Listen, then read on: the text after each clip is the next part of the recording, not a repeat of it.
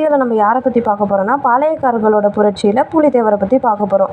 இவரோட புரட்சி காலம் என்னென்னா 1755 1767. இவரோட இயற்பெயர் காத்தப்பன். இவர் செப்டம்பர் 1 1715 பிறக்கிறாரு. பூலித்தேவர் கூட 3 பேர் சண்டை போட்டிருப்பாங்க. அது யார் யார், இவர் வெற்றி பெற்றாரா தோத்தாரான்னு இந்த வீடியோவில் பார்க்கலாம்.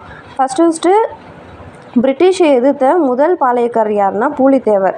அதனால் பிரிட்டிஷ் என்ன பண்ணுறாங்கன்னா கர்னல் ஹெரானை பூலித்தேவர் கூட சண்டை போட சொல்லி அனுப்புகிறாங்க. கர்னல் ஹெரான் என்ன சொல்கிறாரு, நான் வேறு ஒரு போரில் இருக்கிறேன், என்னால் இப்போ பூலித்தேவர் கூட சண்டை போட முடியாதுன்னு அந்த சண்டையை மறுத்துடுறாரு. ரெண்டாவதாக என்ன நடக்குதுன்னா களக்காடு போர்.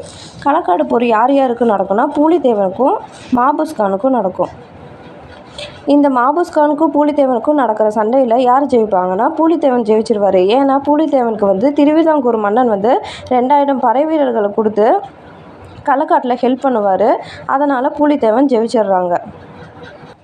அடுத்ததாக பூலித்தேவனுக்கும் யூசுப் கானுக்கும் சண்டை நடக்குது. இதில் 1761 மே 16 பூலித்தேவரோட 3 கோட்டையை யூசுப் கான் கைப்பற்றி பூலித்தேவரை தோற்கடிச்சிடுறாங்க.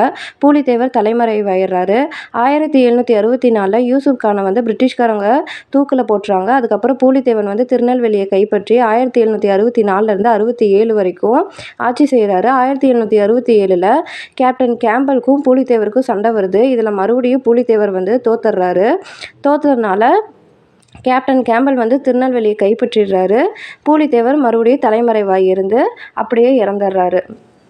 இந்த வீடியோ உங்களுக்கு பிடிச்சிருந்துச்சுன்னா லைக் பண்ணுங்கள், ஷேர் பண்ணுங்கள் அண்ட் சப்ஸ்கிரைப் பண்ணுங்கள். Thank you friends.